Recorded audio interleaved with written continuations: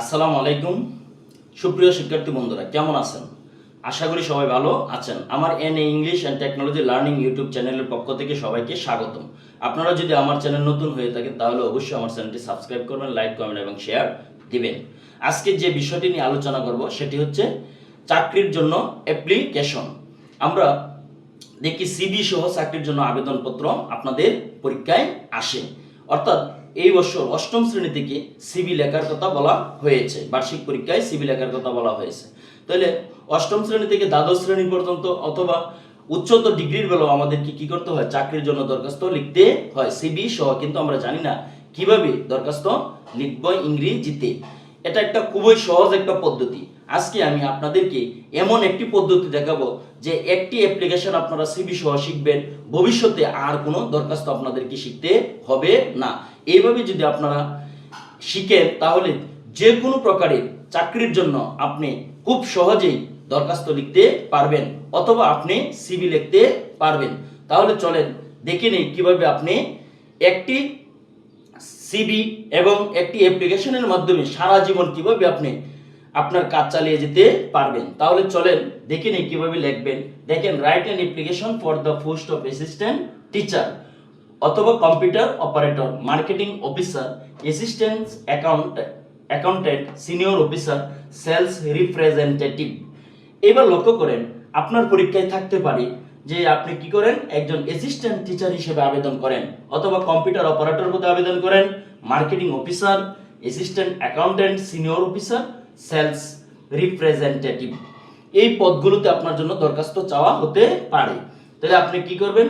প্রথমে দিবেন তারিখ, ডেট, তারিখ দিবেন, যেদিন আপনি দরখাস্তটা লিখবেন ওই দিনের তারিখটা দেবেন। এরপরে দেখেন, অর্থাৎ আপনি কোথায় আবেদন করতেছেন, দ্য হেডমাস্টার বরাবর, দ্য চেয়ারম্যান। অর্থাৎ যদি আপনি অ্যাসিস্ট্যান্ট টিচার পদে আবেদন করেন তাহলে লিখবেন দ্য হেডমাস্টার অথবা দ্য চেয়ারম্যান। যদি আপনি কলেজে আবেদন করেন কোন কম্পিউটার অপারেটর বা লেকচারার পদে তাহলে আপনি লিখতে পারবেন দ্য প্রিন্সিপাল অথবা দি চেয়ারম্যান। এরপরে দেখেন, ব্যাংকে যদি আপনি আবেদন করেন তাহলে লিখবেন দ্য ম্যানেজার। এরপরে যদি আপনি কোনো অধিদপ্তরে আবেদন করতে চান তাহলে লিখবেন দ্য ডিরেক্টর। এখন লক্ষ্য করেন, আপনি বুঝতেছেন না যে আমি কি প্রিন্সিপাল বরাবর লিখবো না হেডমাস্টার বরাবর লিখবো না ডিরেক্টর বরাবর লিখবো। তাহলে আপনার জন্য খুবই সহজ। তাহলে আপনি লিখবেন দ্য অথরিটি। দ্য অথরিটি অর্থাৎ কি, কর্তৃপক্ষ বরাবর আপনি আবেদন করবেন। হাই স্কুল, আপনি ইচ্ছা করলে কি দিতে পারবেন, আপনার প্রতিষ্ঠানে অর্থাৎ যে প্রতিষ্ঠানে আপনি আবেদন করবেন সেই প্রতিষ্ঠানের ঠিকানাটা এখানে দিবেন। এরপরে স্থান লিখছি আমি নবীগঞ্জ, হবিগঞ্জ। আপনি যে প্রতিষ্ঠানে আবেদন করবেন ওই প্রতিষ্ঠানটা যে জায়গায় অবস্থিত সেই জায়গার ঠিকানাটা আপনি অবশ্যই ব্যবহার করবেন। এবার লক্ষ্য করেন, subject prayer for the post of assistant teacher. এখানে আপনি যদি মনে করেন হয় কম্পিউটার অপারেটর তাহলে আপনি লিখবেন prayer for the post of computer operator. যদি আপনার মার্কেটিং এর অফিসার হয় তাহলে আপনি লিখবেন prayer for the post of marketing officer. যদি সিনিয়র অফিসার হয় তাহলে আপনি লিখবেন prayer for the post of senior officer. এইভাবে আপনি যে পোস্টে আবেদন করবেন সেই পোস্টের নামটি এখানে লিখবেন। লক্ষ্য করেন, লিখবেন কি, dear sir, I have come to know from the advertisement published on 15 September 2024 in the Pratham Alo for the post of assistant teacher in your institution. এখানে একটু লক্ষ্য করেন, আপনি এখানে লিখবেন যে তারিখে আপনার পত্রিকাটি প্রকাশিত হবে সেখানে এই তারিখটি আপনি দিবেন। এই যে এই জায়গায় তারিখ দেন, আমি দিচ্ছি 15 সেপ্টেম্বর। আপনার যদি তারিখটা যদি অন্য মাসে হয় তাহলে সেই অন্য মাসের তারিখটা এখানে বসাবেন। এখানে সাল উল্লেখ করবেন, যে সালে আপনার আবেদনটা হবে ওই সালটা এখানে দিবেন। এখানে আরেকটা বিষয় লক্ষ্য করেন, দা প্রথম আলো, এখানে আমি দিচ্ছি প্রথম আলো পত্রিকা। আপনার যদি যুগান্তর পত্রিকা হয় যুগান্তর দিবেন, যদি মানব জমিন হয় মানব জমিন দিবেন, যদি ডেইলি স্টার হয় ডেইলি স্টার দেবেন। অর্থাৎ যে পত্রিকায় প্রকাশিত হবে সংবাদটি সেই পত্রিকার নামটি আপনি এখানে বসাবেন। এরপর দিছি for the post of N assistant teacher. আমি যেহেতু অ্যাসিস্ট্যান্ট টিচার পদে লিখতেছি তাই আমি অ্যাসিস্ট্যান্ট টিচার দিয়েছি। আর আপনি যদি সিনিয়র অফিসার পদে লেখেন তাহলে আপনি সিনিয়র অফিসার দিবেন। আপনি যদি কম্পিউটার অপারেটর হন তাহলে কম্পিউটার অপারেটর দিবেন। ইন ইউর ইনস্টিটিউশন মানে কি আপনার প্রতিষ্ঠানে। আই এম এন, অর্থাৎ এখানে বলা হয়েছে যে 15 সেপ্টেম্বরের 2024 সালের 15 সেপ্টেম্বরে প্রকাশিত প্রথম আলো পত্রিকার বিজ্ঞাপনের মাধ্যমে জানতে পারলাম যে আপনার প্রতিষ্ঠানে একজন সহকারী শিক্ষক নিয়োগ করা হবে। I am N interested candidate for the post. আমি উক্ত পদের জন্য একজন আগ্রহী প্রার্থী। I have given my necessary documents under below for your kind consideration. আপনার সুবিবেচনার জন্য আমার প্রয়োজনীয় কাগজপত্র নিম্নে পেশ করলাম। এরপর দেখেন ইউর সিনসিয়ারলি, আপনারই বিশ্বস্ত বা ইউর ফেথফুলি দিয়ে আপনার নামটা এখানে দিবেন। এবার আপনারা একটা বিষয় লক্ষ্য করেন, কারিকুলাম বিটা অর্থাৎ আমরা যেটাকে বলি কি সিবির অ্যাব্রিভিয়েশন হচ্ছে কি কারিকুলাম বিটা।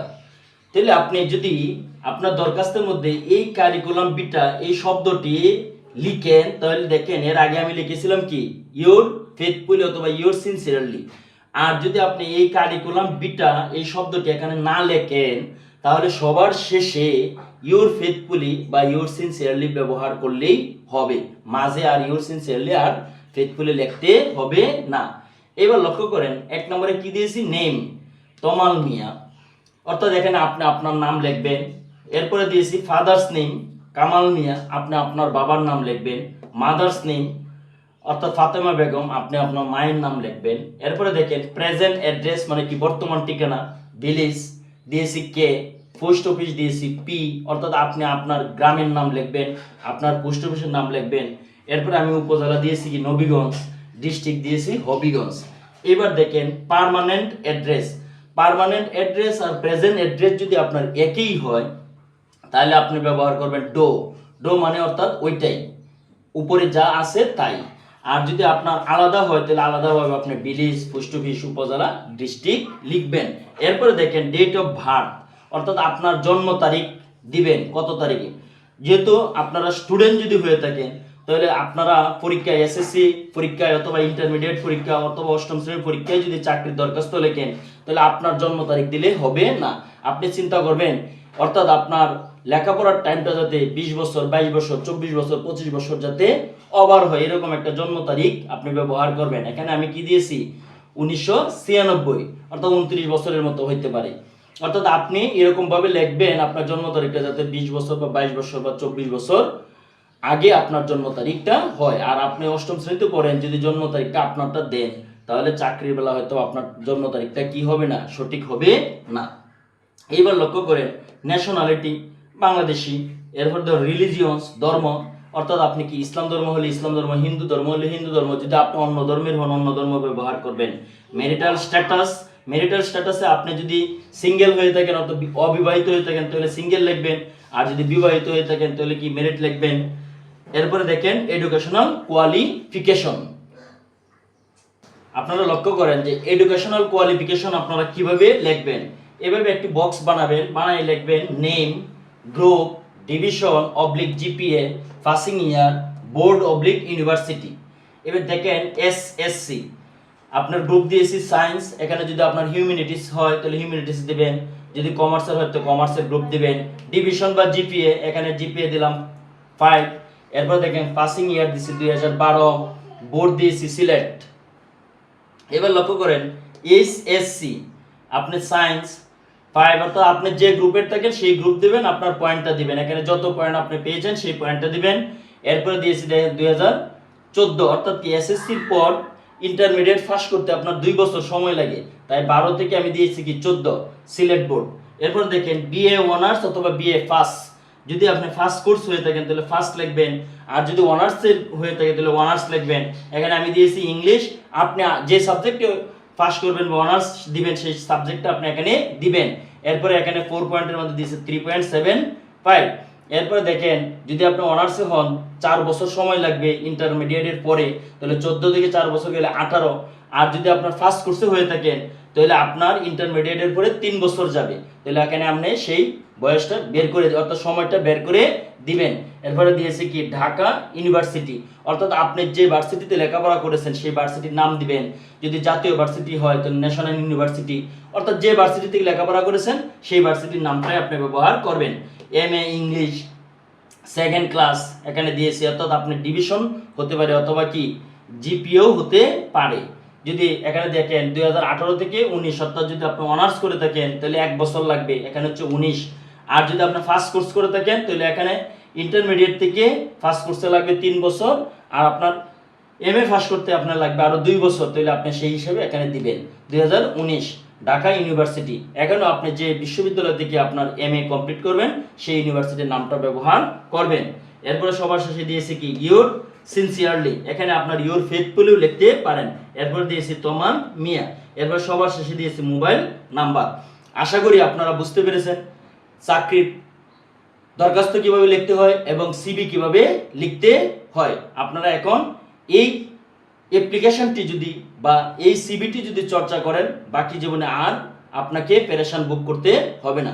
আশা করি আপনারা সবাই বুঝতে পেরেছেন। সবাইকে ধন্যবাদ দিয়ে আমি এখানেই শেষ করছি। আল্লাহ হাফেজ।